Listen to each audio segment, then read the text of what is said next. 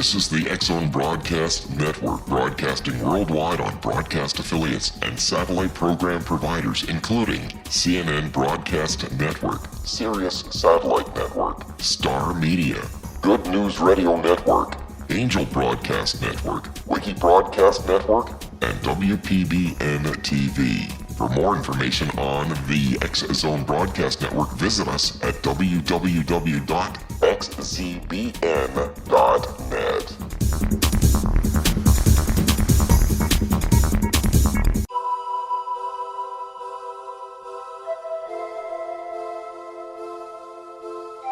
If you're a seeker, don't miss the inspiring book Shamanic Awakening, Between the Dark and the Daylight. This remarkable work chronicles shamanic counselor and indigenously trained dream decoder Sandra Cochran's 35 years of experience with diverse wisdom keepers throughout the Americas. Sandy's initiations across the British Isles, Turkey, Greece, and Egypt, combined with her knowledge of symbology, psychology, and myth, influence her dream blog and workshops. Sandy offers private readings, sacred international journeys, a meditative CD, and her book, Shamanic Awakening, to encourage you as you navigate your earth walk and create a deeper connection to yourself.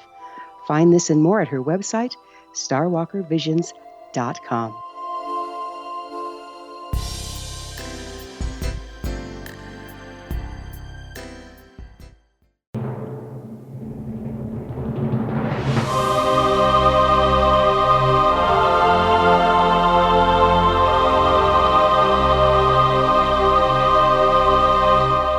The Science of Magic with Gwilda Wiyaka is largely an opinion talk show. All opinions, comments, or statements of fact expressed by Gwilda Wiyaka's guests are strictly their own and are not to be construed as those of the Science of Magic or endorsed in any manner by Gwilda Wiyaka, McConnell Media Company, its affiliated networks, stations, or employees.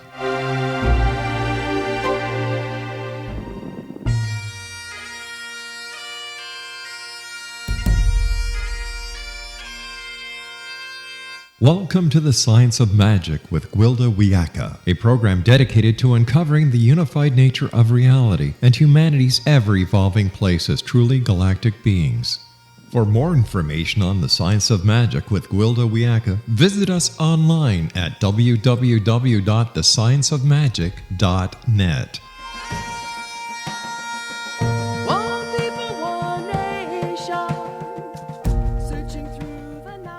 Welcome to the Science of Magic, a place where science and magic come together to transform fact into evolving truth.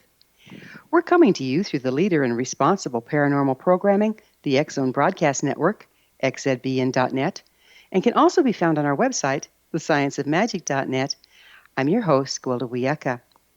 This hour we'll be exploring sanctuary. It was after a closed head injury I came to realize how chaotic our everyday world has become. Before the accident, I was much like anyone else in our culture, running from one place to the next while listening to the car radio or television at home. At work, I was bombarded with multiple conversations, opinions, belief systems, ringing phones, and gossiping, bickering coworkers. I thought nothing of the blocked freeway full of angry, frustrated commuters or a crowded grocery store. After the accident, short-term memory was gone, and part of my brain that attends to attention and focus was damaged. Unable to focus on what pertained to me, I was bombarded by everything in my environment. After dealing with everyday life for only short intervals, my brain would shut down, incapable of processing the information. I was unable to function in a world I used to navigate with ease. While the impairment has greatly improved, I learned a valuable lesson from the experience. Though we may be able to focus on what pertains to us in the midst of chaos, the rest of the ambient data is still getting in. All the advertising, subliminal messages from media we have obsessively playing in the background is programming us without our knowledge. As modern-day citizens of a crowded, chaotic society, we've developed a great ability to filter out our environment that are no longer able to register the impact it has upon us. A frog placed in a pan of water, gradually brought to a boil, is oblivious to the danger when his ambient environment becomes damaging. He will sit unaware until he boils to death, rather than simply jumping from the pan. Just so, we're being compromised on a daily basis. We're emotionally bombarded, physically impacted, mentally programmed, and spiritually invaded to the point of impairment without ever recognizing our peril. We bathe our outer bodies daily, but never attend to our inner cleanliness, necessitating the physical storage of toxins from our polluted environment. Our emotional realms are often denied rather than cleared of unprocessed feelings, whether our own or those imposed by others. We don't take time to reflect upon the input from the media or the people around us. Instead, we incorporate it, unconsciously taking on thoughts and beliefs, not our own, due to lack of conscious discernment. We live in a vibrational soup often referred to as the spiritual realm. Some of these frequencies are beneficial to us, while others are detrimental or incompatible. All the negative influences combined, physical, emotional, mental, and spiritual, compromise our overall frequency. When our frequency is impaired, we become coarse and oblivious to the more subtle aspects of life. In this way, we disconnect from our intuitive abilities. The disconnection leaves us even more unprotected from our environment. Like the frog in the pan, we don't perceive that things are compromising our well-being. Without a place of quiet sanctuary, cloistered from the daily bombardment, we're unable to perceive, much less evaluate, frequencies or their appropriateness. Thus, we're incapable of clearing the energies that don't serve us. In the absence of inner peace, we're subject to our environment rather than the masters of it. We become exploitable puppets instead of conscious co-creators of our reality.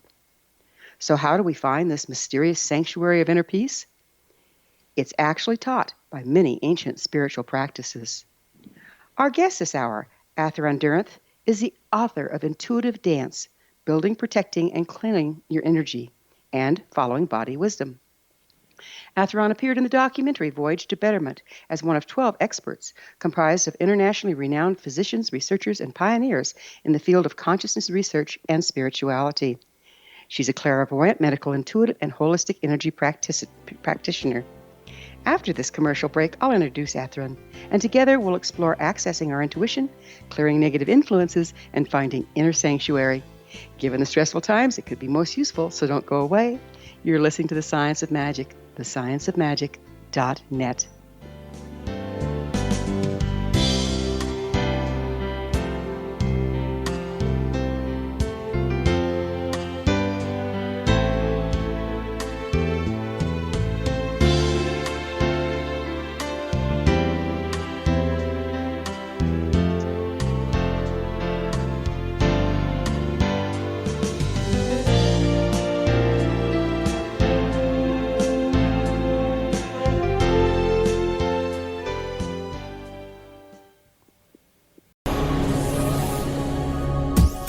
This is the X-Zone Broadcast Network, broadcasting worldwide on broadcast affiliates and satellite program providers, including CNN Broadcast Network, Sirius Satellite Network, Star Media, Good News Radio Network, Angel Broadcast Network, Wiki Broadcast Network, and WPBN TV. For more information on the X-Zone Broadcast Network, visit us at www.xzbn.net.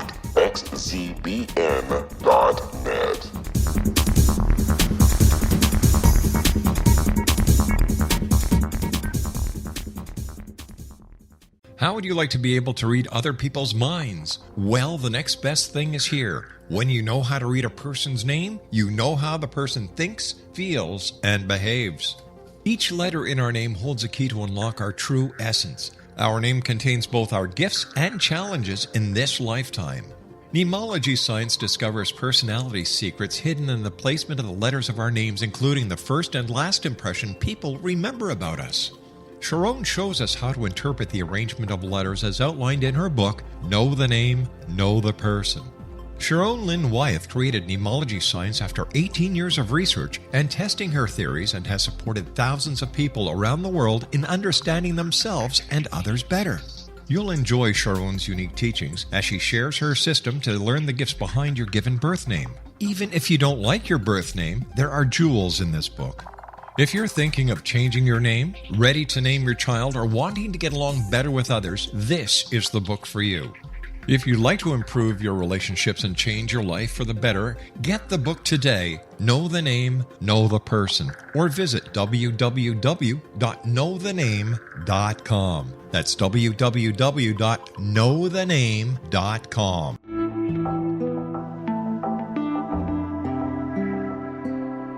Take a step back in time and discover old Florida cuisine at Marsh Landing Restaurant in Fellsmere, Florida. Enjoy delicacies such as frog legs, gator tail, catfish, and swamp cabbage, or enjoy the more traditional cuisine such as hand-cut Angus steaks, ribs, and seafood. Join us for breakfast with a southern flair featuring sweet potato pancakes, biscuits and gravy, and much more. Planning a party? Marsh Landing's private dining rooms can accommodate groups from 8 to 80 people. While you visit, enjoy the historic pictures, artifacts, and stories that line the walls. Marsh Landing is truly a unique experience. Marsh Landing Restaurant, 44 North Broadway in historic downtown Fellsmere, or visit marshlandingrestaurant.com. Marsh Landing, old Florida cuisine at its best.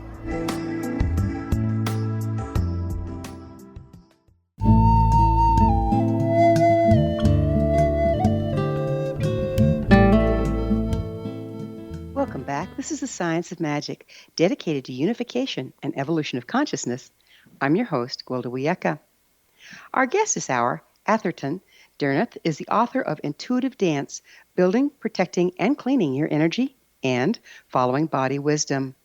Her website, athertondrenth.com.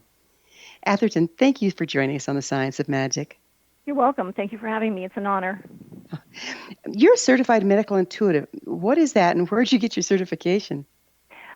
Being certified as a medical intuitive means that I have been trained in how to read the body and its many different levels, and to listen to it and to accurately track what it's saying. I was trained with Laurie Wilson's organization called Inner Access 101.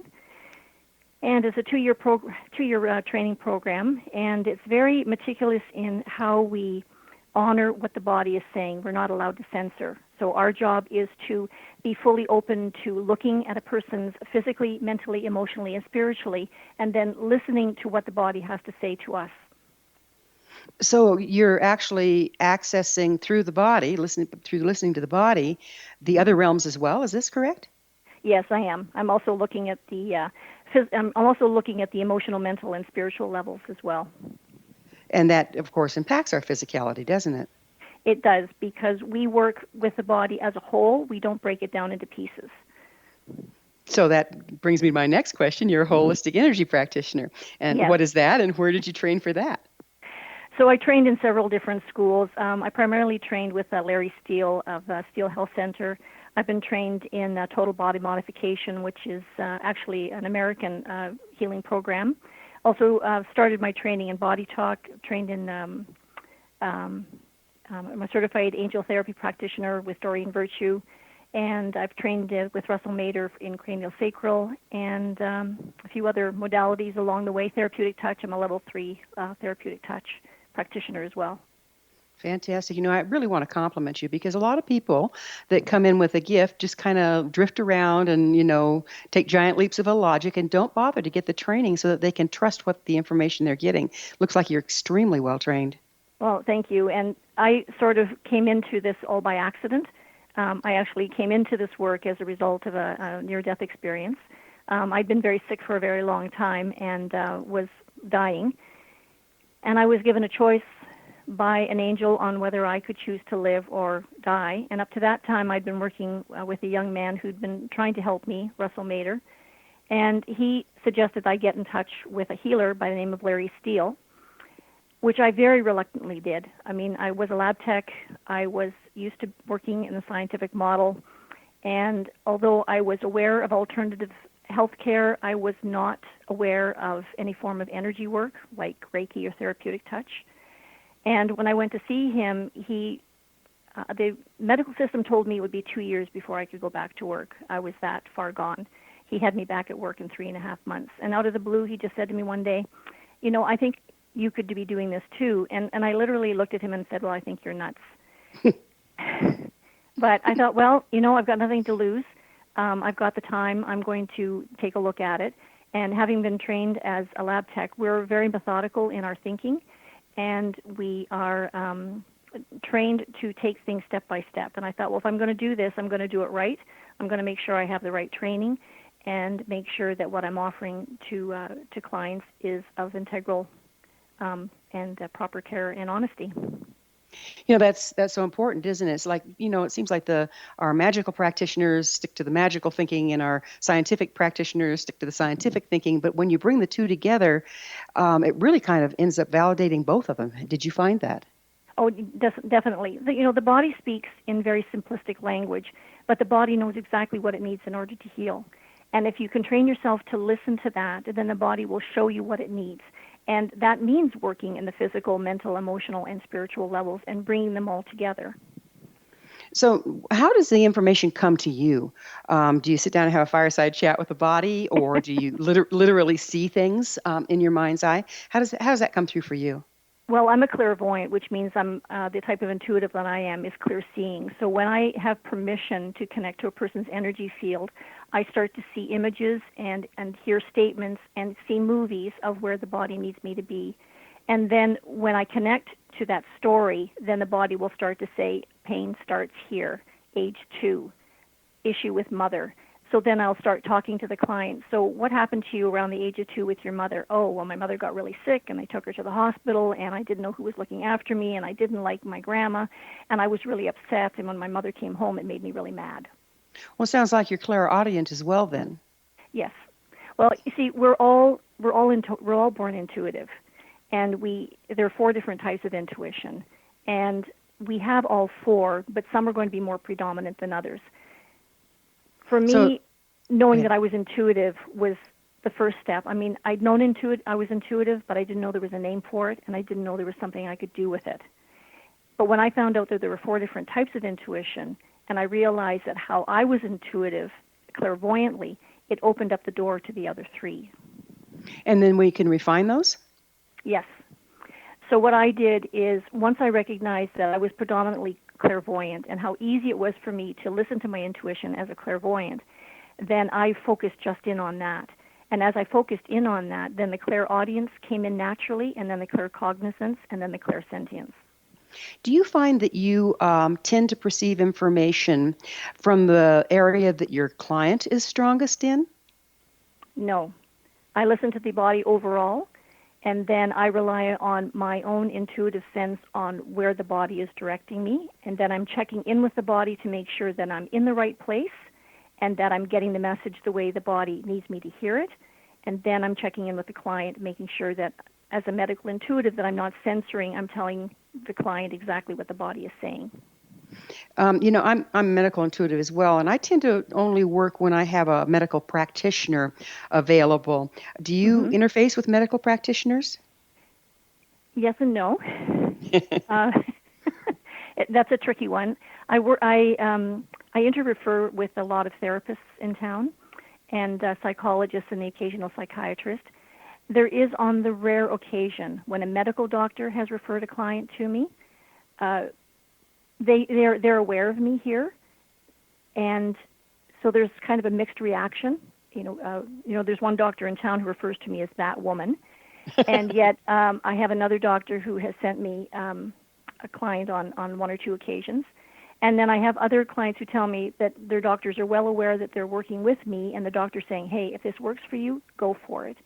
I also find that, interestingly enough, oncologists are becoming more open to this. I've had a couple of clients come to me and say, well, I've just been diagnosed with cancer. And one woman in particular I'm thinking of, she was on her 2nd bout of ovarian cancer.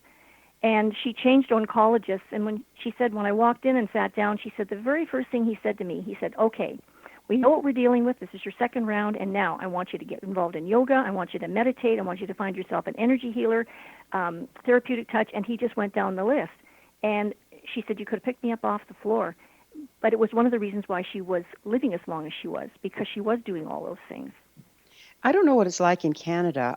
Here in the States, the medical association, a doctor can lose their license if they're not real careful how they use medical intuitives. Is it the same where you are? No, right now there is no attention to what it is that we're doing. so long as we don't prescribe and we don't diagnose, then so far there's no issue with what we do, because we're not doctors, and we're not therapists. We don't pretend to be.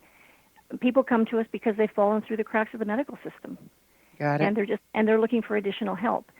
Most of my clients use their naturopaths as their primary physicians now, because they've fallen through the cracks. And we're here to help walk alongside the medical community, not to usurp them or say that we're better, because we're not.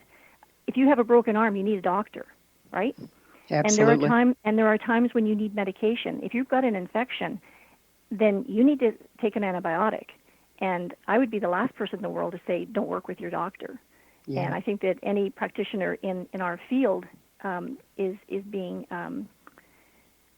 foolish by doing so. They've got a lot. They bring a lot to what we have, and we've got the health today that we do, and we're just one more adjunct to assist them with that. I mean, look at what they're doing at Duke University down in the States. I mean, they're having tremendous success with their integrative healthcare system.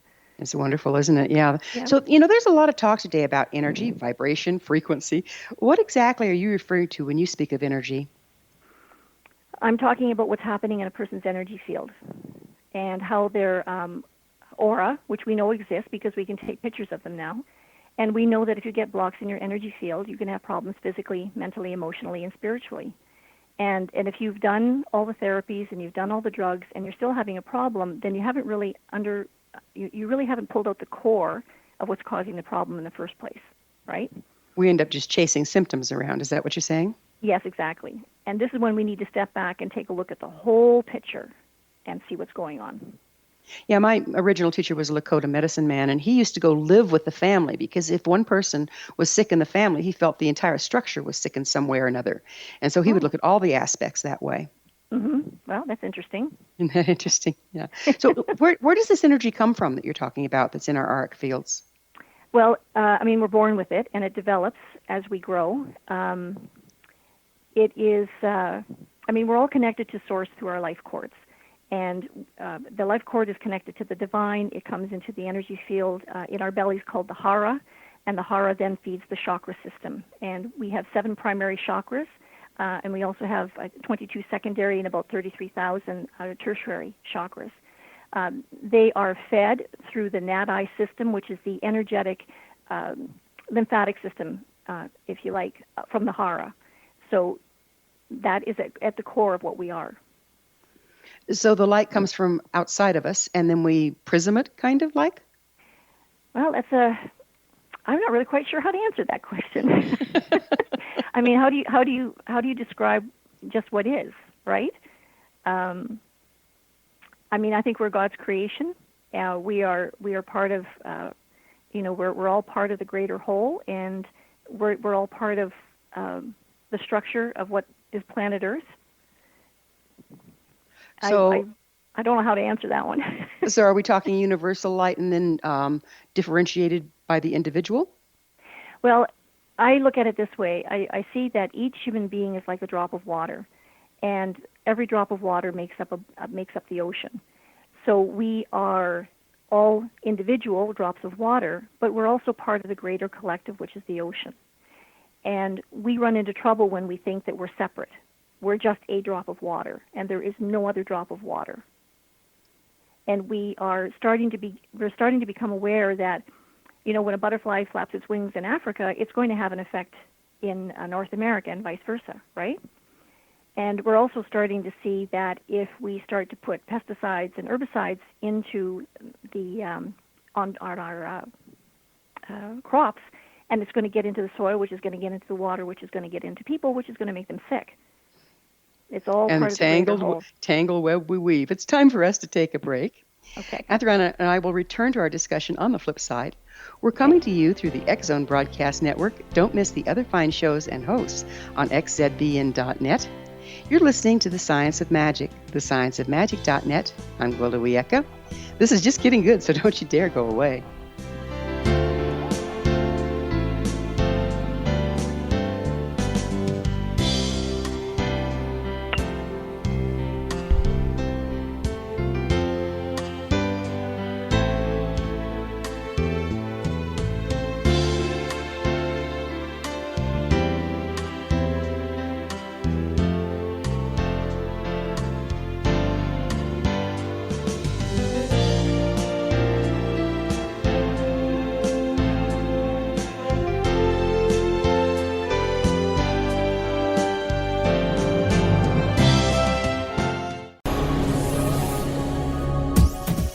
This is the X-Zone Broadcast Network, broadcasting worldwide on broadcast affiliates and satellite program providers, including CNN Broadcast Network, Sirius Satellite Network, Star Media, Good News Radio Network, Angel Broadcast Network, Wiki Broadcast Network, and WPBN TV. For more information on the X-Zone Broadcast Network, visit us at www.xzbn.net.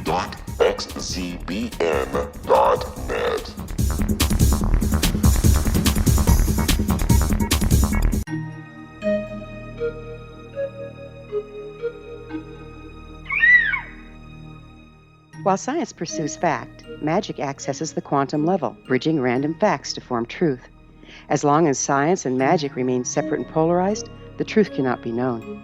I'm Gwilda Wiyaka. Join me on the Science of Magic radio program, dedicated to unification and evolution of consciousness. During each episode, I'll be speaking with experienced and respected scientists and mystics. From astrologers to astronomers, from medical doctors to shaman, the scientific method to dowsing and intuition, we'll weave together information from seemingly divergent practices to promote unity and enlightenment. Join me, Gwilda Wiyaka, and the Science of Magic right here on the Mutual Broadcast Network. For more information, visit www.thescienceofmagic.net. Gibbs A. Williams, Ph.D., is a practicing psychoanalyst, supervisor, researcher, and author in New York City. Much of his life has been dedicated to understanding nature and the uses of meaningful coincidences or synchronicities. His radical and original non-Jungian, non-mystical, non-magical theory of synchronicities illuminates much of the fog surrounding this challenging and perplexing topic. His ideas and manners are fresh, presented in a style that is both entertaining and highly informative. He is also an expert on crisis intervention, specially focused on violence reduction for the police and citizens, mastering anxiety, frustration, and stress without the use of medication, and effectively preventing and treating heroin addiction. Dr. Williams can be contacted at his email address at gwwilliamsny11@aol.com or visit his website at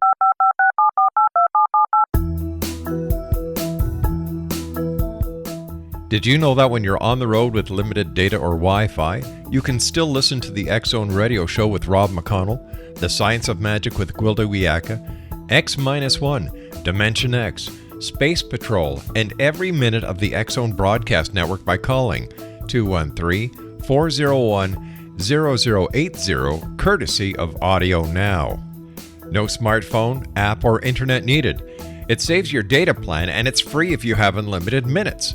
Call 213-401-0080 to listen on any phone, anytime, anywhere. Remember 213-401-0080 for the best of the paranormal, parapsychology, and sci-fi radio programming anywhere, 24/7, 365.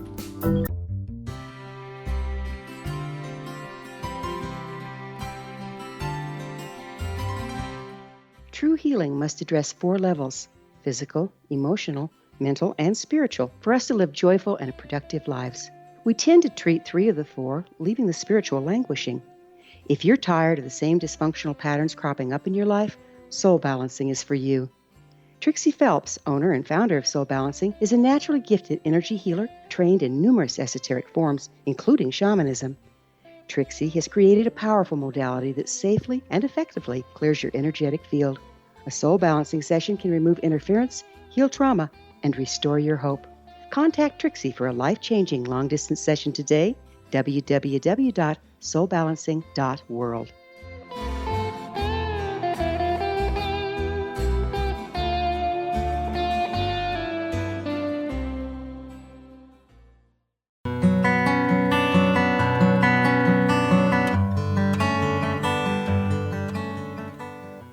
Welcome back, folks. This is the Science of Magic, a place where magic and science come together to promote enlightenment. I'm your host, Gwilda Wiyaka. Our guest this hour is Atherton Drenth, the author of Intuitive Dance, Building, Protecting, and Clearing Your Energy. Atherton, we were getting into some interesting things about environmental impact. So what impact do you think our modern-day lifestyle has on our energetic field? Oh, I think that we're becoming more aware of how important it is, not only of what we eat and drink, but how we think and what we're exposing ourselves to and what we're exposing our children to. Because it's not just our physical environment that's getting polluted anymore, it's also our emotional and intellectual environment that's getting polluted. Like you were saying in your introduction, that we are being constantly subjected to things that are not necessarily the truth for each and every person. And how do you weed out what is the truth and what is not the truth, right? Exactly. It's a juggling act, isn't it? It is, yes. You know, what advice do you have for people when they're being bombarded with things that we don't know what's true and what's not? This is where you start to learn what is your truth and what is right for you, which is one of the reasons why I wrote the book. Because I have found, I've been in practice for 16 years. I've performed over 35,000 healing balances, and I have found in my work there's this repeated pattern that people don't really understand how to stand up for themselves and stand up for their own truth. So we'll go back to the basics of muscle testing, because the energy field is very wise. It's connected to source, and it knows what's right for it and knows what's wrong for it. And when you're muscle testing, the principle is when the body is exposed to something that is an untruth, it will go weak. When it's exposed to a truth, it will go strong. So, for example, we know that eating too much sugar will make our energy field go weak, but we do it anyways. It compromises our immune system, and then we end up having physical problems. If you want to turn the immune system back on, then you've got to take the sugar out of your diet. Well, Let's back up just a little bit for those of us that don't know. How do you do muscle testing? How does that work? How do you tap into that? So muscle testing is you have a person extend their arm out, and then you just place gentle pressure on their arm. And you have them hold the arm up firm, and then you press on their arm, and you have them to speak a truth. So I would, for example, say, my name is Atherton, my arm is strong. And then if I said, no, my name is Susie, my arm would go weak. Because I'm not Susie, okay? Right. So you're engaging the deltoid muscle, and when it goes weak when what you say isn't in agreement with the whole? Yes, exactly. Okay. I'm sorry to have interrupted. Continue. And you've got it, then that's it. So what I have found with people is that, we think that stress and anxiety is a result of what's going on in our lives, and I dispute that. In my practice, what I think is the real true core of stress and anxiety in people's life isn't what's happening in your life, it's happening with how your mind interprets things, which gets us into the ego voice. So there's really two parts of us energetically. There is our soul truth, our inner calm, the inner divine, and then there is our ego. And our ego is very fear-based. And we have been led into this illusion that our ego body is in fact the truth, and we live in fear. But underneath all of that, there is this place of inner calm that goes, no, that doesn't feel right for me. And if you can get people to learn how to discern between what their ego voice is trying to tell them what to do versus what the soul knows is right for it, then they are able to find their way back to that place of inner calm. But if they're always falling victim to, that's the wrong thing to do, or I shouldn't do this, or I shouldn't do that, then it creates all this conflict, which creates a lot of stress and anxiety. So is the ego voice a result of taking the events of the past and superimposing on the present and making a rerun out of the future? Yes and no. When we're born, we are born with an ego body. And as we grow, it develops, and it becomes its own energy, for lack of better words. The problem is that in Western society in particular, we're not trained to understand that we need our ego bodies, which was a shock to me when I found that out. Our ego bodies makes us seen to other people. It gives us our personality. The problem comes when we think that the ego is who we are, and it isn't. It's a part of who we are, and it is our soul, our connection to our inner divine that is really in charge, not our egos, but we've got it flipped. And I find that when I can get people connected back to their intuition will act like a bridge to show them when their ego is trying to run the show in a fearful way versus what their inner calm is trying to show them in a loving, peaceful way. So I really like the fact that you aren't trying to kill the ego. So many practices, they take the ego as the villain, and we got to kill it. It's just a matter of who controls who. Exactly, because the ego, when you get right down to it, is a very frightened little child. It just doesn't know any better. It knows right from wrong, but it gets very fearful. I find that there are two different types of fear. There's legitimate fear, and legitimate fear is if you're walking through the woods and a bear charges you, you're going to start to run. That's the fight or flight. That is our primal reptilian brain kicking in, trying to save your life. Manufactured fear, on the other hand, is everything in between. Did Susie really say that? Did Mike just look at me the funny way? Did I say something wrong? Did I just do something wrong? Oh, I'm supposed to be doing this because they asked me to do this, that, and the other thing. And if I say I don't want to do it, then I'm being a bad person. So we run ourselves down. It's the inner critic.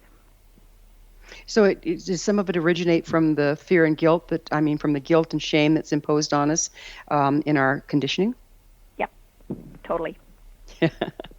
Bingo, huh? Yeah, you got it. What do you mean by centering and grounding your energy? So centering and grounding means being fully grounded into heaven and earth. And when I was first learning the healing arts, everybody was telling me, I needed to be more grounded, which was great, but what does that mean?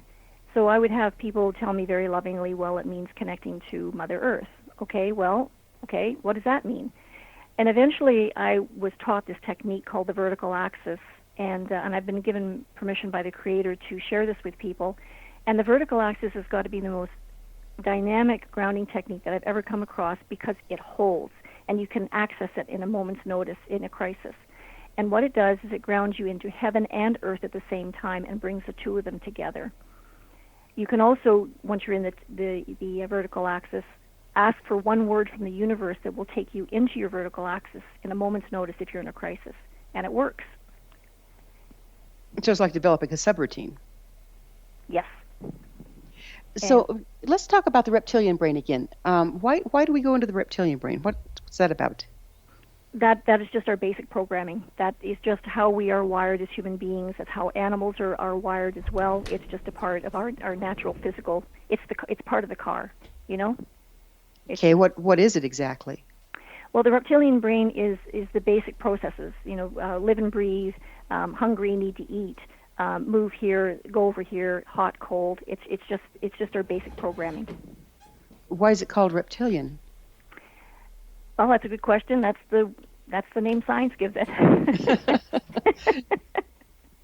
Yeah, well, there's no figuring that out, right? No, there is no figuring that one out. So the grounding practices, where all do they come from? There's some real ancient ones out there, aren't there?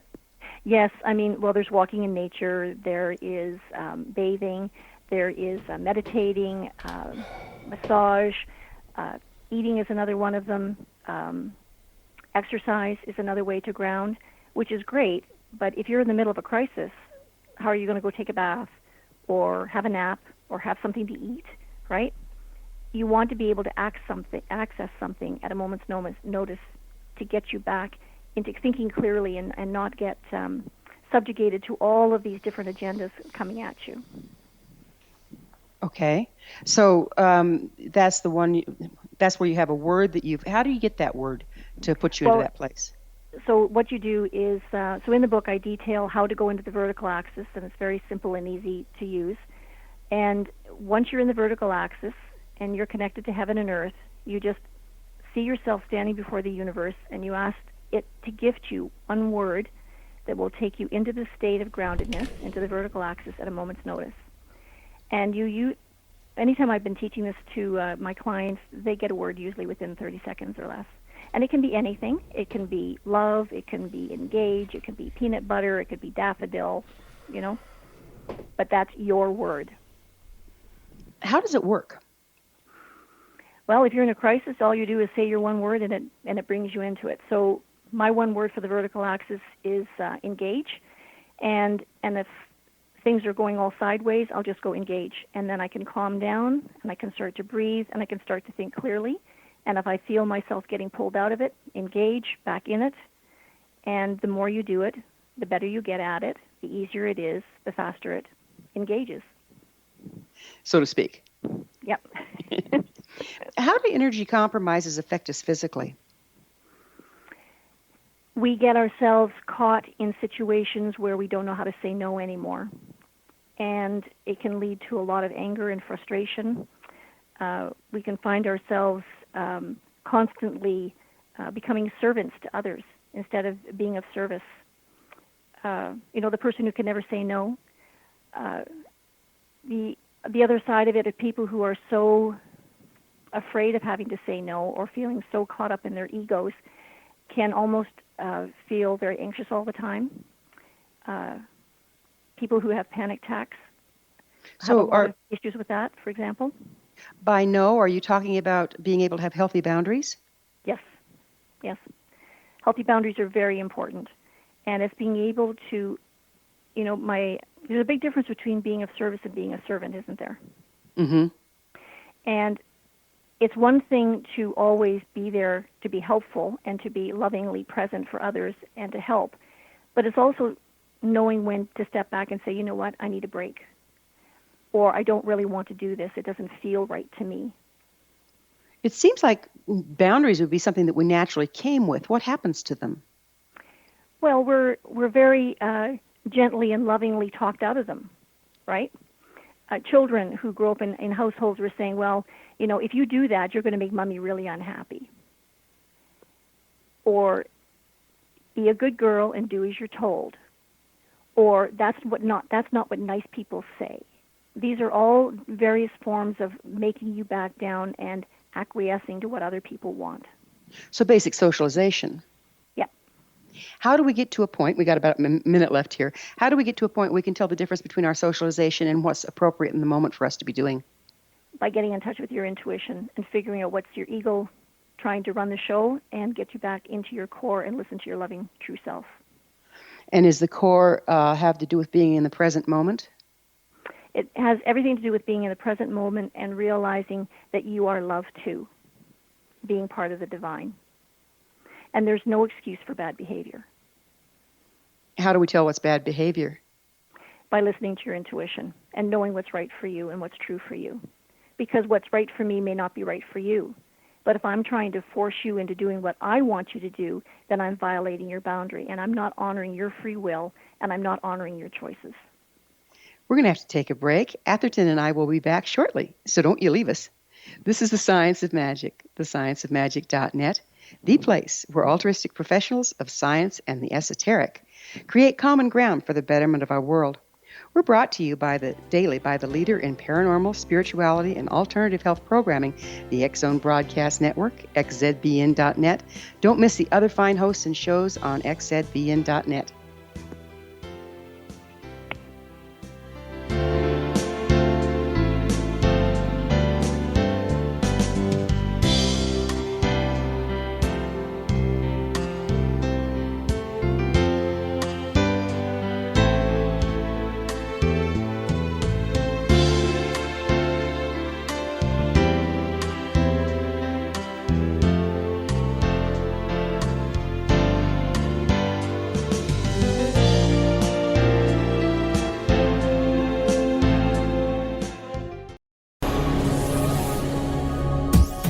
This is the X-Zone Broadcast Network, broadcasting worldwide on broadcast affiliates and satellite program providers, including CNN Broadcast Network, Sirius Satellite Network, Star Media, Good News Radio Network, Angel Broadcast Network, Wiki Broadcast Network, and WPBN TV. For more information on the X-Zone Broadcast Network, visit us at www.xzbn.net.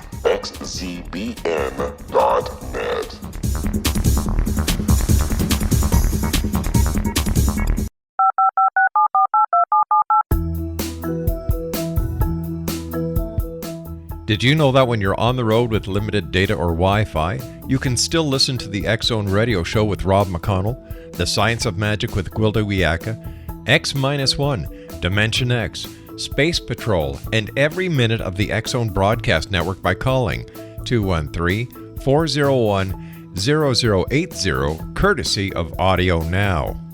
No smartphone, app, or internet needed. It saves your data plan and it's free if you have unlimited minutes. Call 213-401-0080 to listen on any phone, anytime, anywhere. Remember 213-401-0080 for the best of the paranormal, parapsychology, and sci-fi radio programming anywhere, 24/7, 365.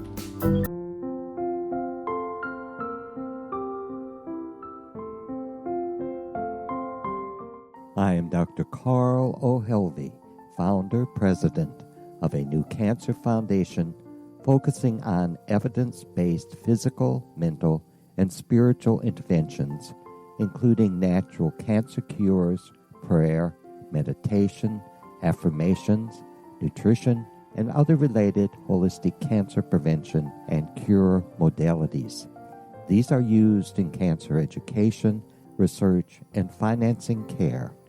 I ask for your help to continue this important work by donating at www.holisticcancerfoundation.com.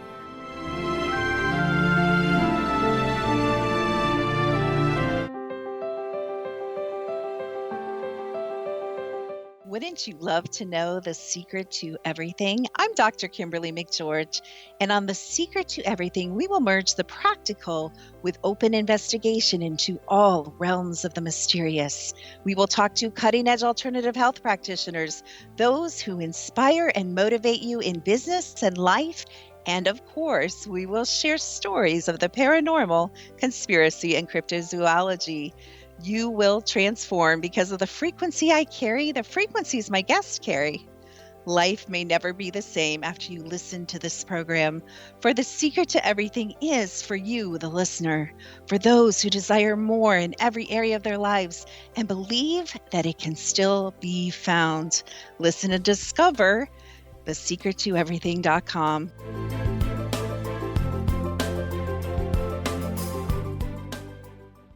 Little children aren't the only ones afraid of the dark. Millions of soldiers return from war zones with PTSD, anger, frustration, fear, and loneliness, much of which surfaces during the darkness of the night. You have the chance to change the lives of these American heroes. Songs and Stories for Soldiers.us provides free MP3 players for these men and women. With a list of 3 million songs in 16 different styles, 100,000 audiobooks, and 30,000 old-time radio programs, every veteran can find something to soothe and comfort them at no cost. All our players contain an 8-hour audio program designed to help veterans fall asleep. With 1,500 plus vets now participating, it's our goal to deliver 10,000 audio players this year. Go to our website at songsandstoriesforsoldiers.us. Help us help a veteran make it through the night. You're listening to the X-Zone Broadcast Network, www.xzbn.net.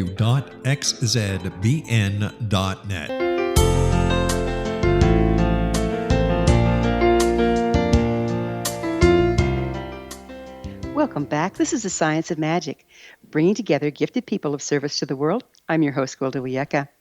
Our guest this hour is Atherton Drenth, the author of Intuitive Dance, Building, Protecting, and Clearing Your Energy. Atherton, how does one clear one's energy? Well, you can clear your energy in several different ways. The one that I like to teach clients right off the bat is how to cut cords with people. Because our energy fields are energetic in nature, we start to interconnect, and you can pick up what I call static. It's like getting covered in cat hair or dog hair. And whether you're interacting with somebody over the phone or in person, you're still picking up energy imprints from them. So at the end of every day, I suggest that they cut cords with people to help clear out that static. And it just helps to calm down that background noise and sense of agitation. And it's very simple to do. I tell people to imagine or pretend they can see Archangel Michael walking into the room. And in my world, he's this tall, gorgeous dude with dark hair and blue eyes. And I just say to him, I would like to cut cords with everyone I've been in contact with on this day. Angels do not cut love cords. They will not cut love cords, so you can safely cut cords even with family members. And then you imagine he's got this blue sword, and he just cleans out your field. When I'm dealing with children, I have them imagine a feather duster. Beats the sword, right? Yes. So it seems like it would be very important to be able to stay up on this. In other words, we have unconscious enmeshment with the people in our world. Is that what this is for? Yes, it is. And when you, so I teach people what I call the 3 simple things, and it's very basic energetic maintenance. And we did a study on this about a year and a half ago, and we were just really so pleased and astounded with the results we got, because we found it was reducing people's stress and anxiety levels anywhere from 30 to 40%, which was pretty dramatic over 30 days. And the three simple things are going into the vertical axis. I have them do that every morning and every night. And then I have them do cord cutting. And then the third thing I have them do is called the dream time management. Because the other thing that happens is we all leave our bodies when we sleep. And whether we remember it or not, those are what dreams are. We're all doing it. And we go into what's called the astral plane. And the astral plane is a very real, energetic place. But there's two levels to that astral plane. The lower astral plane is where all the funny, goofy stuff happens. It's where the nightmares are, or the frustrating dreams, or the anger and the rage happens. It's where you can walk into a bar and see a duck having a beer with a bear, sort of thing. And people, especially people who are in the service industry, have a bad habit of hanging out in the lower level, because if they haven't been able to help somebody during the day, then they will go into the dream time and try to help them in the dream time. So they're working all day and they're working all night.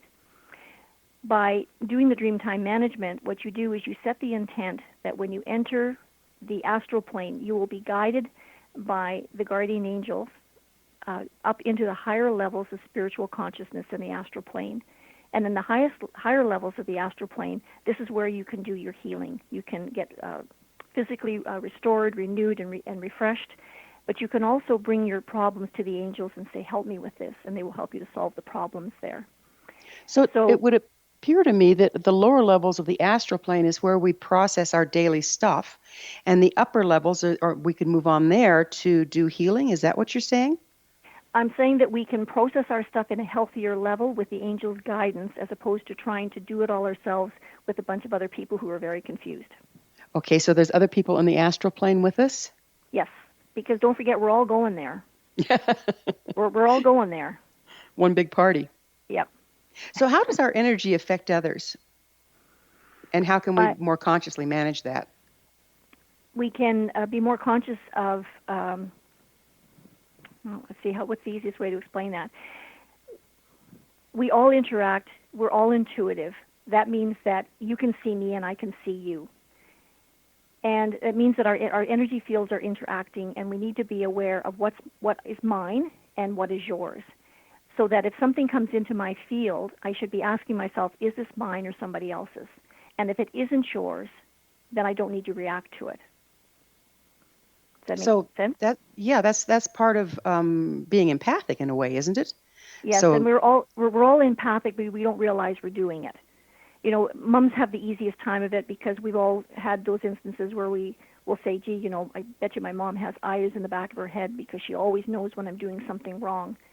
The admin assistant who always knows what her boss needs and how to help her, okay? We develop these connections.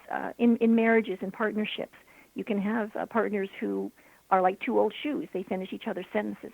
And it's because they're reading each other at an empathic level or an intuitive level. They're just not being conscious of doing it. It's amazing, too, when you see people like that. They start to look like each other because they're so entrained. Yes. Yeah, exactly. like people look like their pets for the same reason. Yeah. So how does the clarity of our energy relate to our intuition? How does it affect it one way and the other? The clarity of our of our energy, how clear our energy fields are. If we're carrying a bunch of stuff from other people, or if we've been doing this daily cleansiness, how does it relate to our intuition? It makes so if you're doing these three simple things, for example, on a regular basis, you become very, very clear about what is yours and what belongs to somebody else, and you're not so easily entrenched in other people's agendas.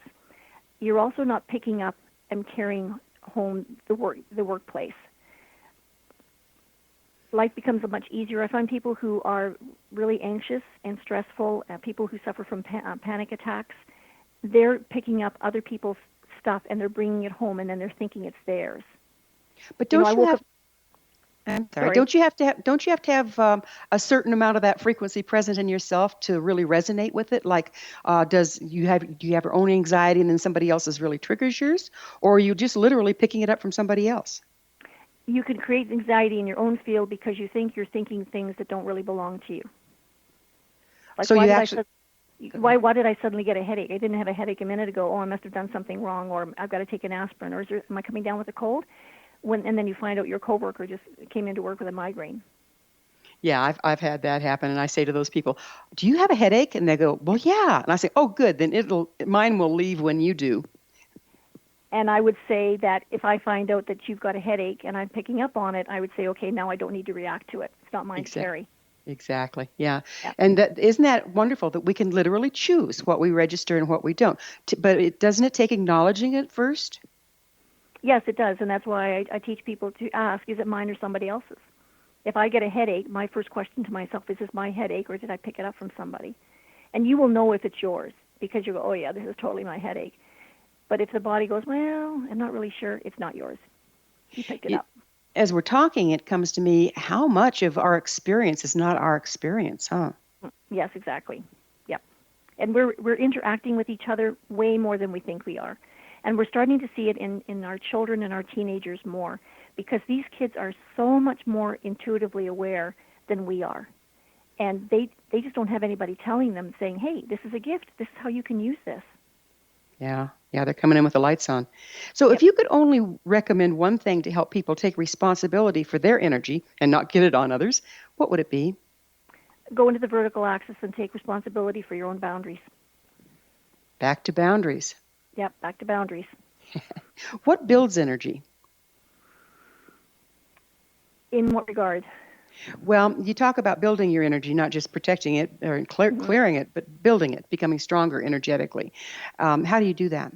Well, when you're doing what I call energetic maintenance, so for example, doing the 3 simple things, it makes it easier for you to stay grounded and clear about what belongs to you and what doesn't belong to you.